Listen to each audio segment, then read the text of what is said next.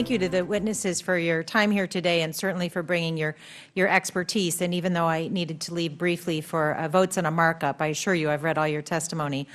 Dr. Rahm, you state clearly in your testimony that the EPA should play a role in setting standards for states to follow, and you identified some areas or issues that are common across the country.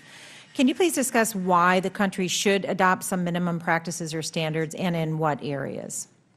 Well, and again, I think what I was getting at there is that if common risks and cumulative impacts are found, which we are seeing some evidence of, that we really should consider, for example, regional, interstate, or federal basic standards. Again, these basic standards might be around such issues like chemical disclosure. They might be around issues of well casing and cementing. Also, for example, wastewater management and treatment, all of which are very important issues.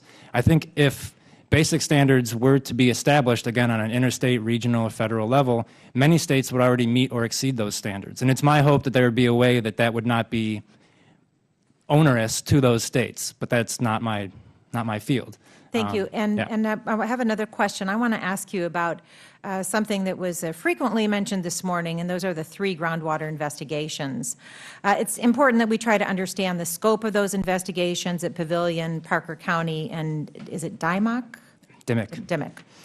You state very clearly in your written testimony that these investigations were limited in design. In fact, you talk about how these were in response to unplanned events.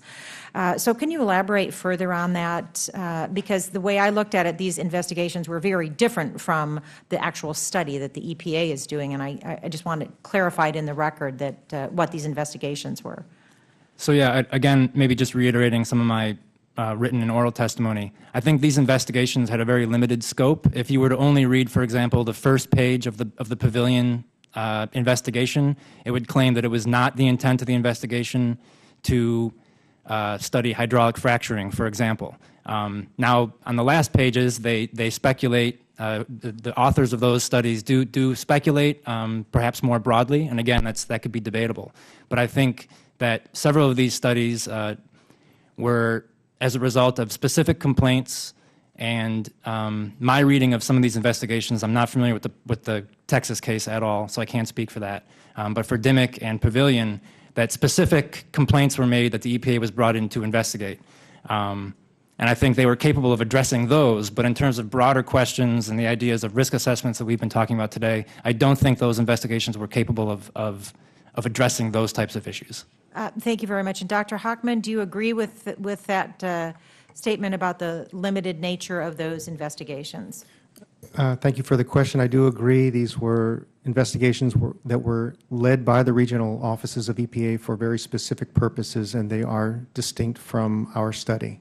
And they were, just to follow up, more in response to complaints from individuals or requests from individuals to investigate a particular situation. That's exactly correct. Dr. Hauchman, after reading your testimony and the stages of the fracking water cycle that the study covers, I recognize that there's a considerable amount of analysis related to the use of chemicals, groundwater evaluations, geological and surface evaluations that will all take a considerable amount of time and data. So how much is the EPA depending on the industry for access to data needed to perform these types of evaluations? And what steps are you taking or is the EPA taking to be assured that the industry is providing the EPA with the full scope of relevant data? And I was interested to hear Mr. Rogers talk about how in Utah all the chemicals are disclosed on a website. So can you talk a little bit about how you're dealing with proprietary claims by industry and whether you are taking steps to assure that you have the full scope of the relevant data? Yes, thank you for your question. We are conducting a very robust evaluation of all available information, regardless of where it comes from. We have a set of criteria that we're using and applying to ensure that the data are usable, that they are sound, that they do their best, we would expect, we would hope to characterize uncertainty and so forth.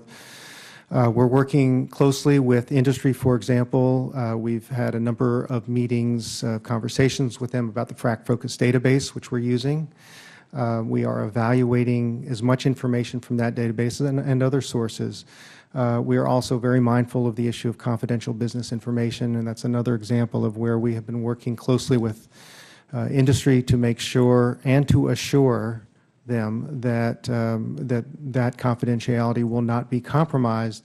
However, we want to be able to use as much information as we can, staying within the rules with respect to the confidentiality.